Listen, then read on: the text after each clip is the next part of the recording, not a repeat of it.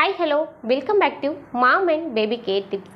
ఇవాళ వీడియో వచ్చేసి ఏంటంటే 3 నెలల లోపు పిల్లలకి అంటే న్యూబోర్న్ బేబీస్కి సో ఇలాంటి జాగ్రత్తలు అనేవి తీసుకోవాలి. సో ఫస్ట్ టైం డెలివరీ అయిన మదర్స్కి ఈ డౌట్ చాలా ఎక్కువగా వస్తుందన్నమాట.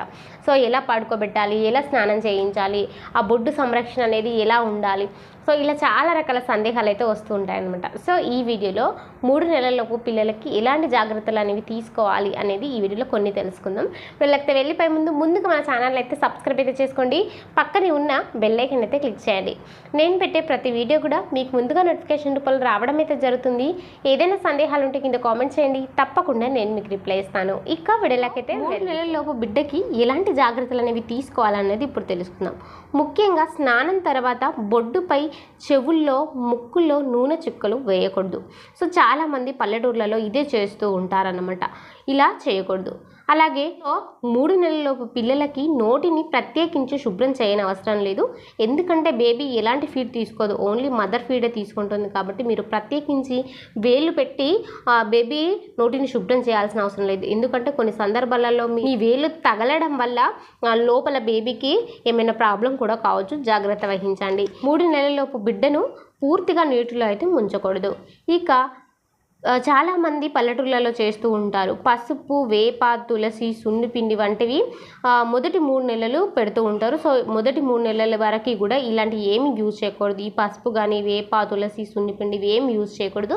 ఎందుకంటే బేబీ యొక్క స్కిన్ చాలా సెన్సిటివ్గా ఉంటుంది. సో ఇవి మంచి అయినప్పటికీ కూడా కొన్ని సందర్భాలలో బేబీ స్కిన్ తట్టుకోలేదన్నమాట. సో 3 నెలల తర్వాత బేబీకి ఇవి యూజ్ చేయండి, కానీ అప్పటి వరకైతే యూజ్ చేయకూడదు. ఇక నూనె మర్దనలు చేయకూడదు. ఎక్కువగా బాగా రాకి స్నానాలు పోస్తూ ఉంటారు. సో అలా చేయకూడదు. అలాగే సున్నితంగా నూనె రాయడం వరకే సరిపెట్టండి. అంటే బాగా ఇబ్బంది పెట్టొద్దు బేబీని కూడా. అలాగే ఇక సబ్బు, షాంపూ, నూనె లాంటివి తరచూ బ్రాండ్లు మార్చకండి. అంటే చాలామంది తల్లులు బేబీ నల్లబడిపోతుందని ఇంకా వేరే అనేసి ఎవరు ఏ సోప్ పెట్టినా కూడా అవి మార్చుతూ ఉంటారు. సో అట్లా కాదు, మీరు ముందు నుంచే ఒక సోప్ అయితే యూజ్ చేయాలి. సో ఆ సోప్ అనేది కూడా మీరు ఒకసారి నెట్లో చూసుకుంటే చాలా ఉంటాయి. సో నేను ది బెస్ట్ సోప్ అని మీకు సజెస్ట్ చేసేది సో మామా ఎర్త్ సోప్, సో మామా ఎర్త్ షాంపూ, ఇవి చాలా బెస్ట్ అనమాట. ఏంటంటే ఇందులో pH విలువలు కూడా 5.5 ఉంటుంది అన్నమాట. సో ఇది బేబీకి ఎలాంటి హాని చేయవు అండ్ న్యాచురల్. సో ఈ సోప్ అయితే యూజ్ చేయండి. చాలామంది తల్లులు స్వచ్ఛంగా ఉన్న ఆయిల్ యూజ్ చేయాలని మరి పచ్చి శుద్ధి చేయని నూనెలు వాడుతూ ఉంటారన్నమాట బేబీ యొక్క స్కిన్కి. సో అలాంటివి కూడా చేయకూడదు అన్నమాట. సో దీనివల్ల బేబీకి స్కిన్ ఎలర్జీ కూడా వచ్చే ఛాన్సెస్ ఉంటుంది. శుద్ధి చేయని పచ్చి నూనెలు అస్సలు వాడకూడదు బేబీకి. అండ్ చర్మ మడతలను ఎప్పుడు పొడిగా ఉండేలా చూసుకోండి.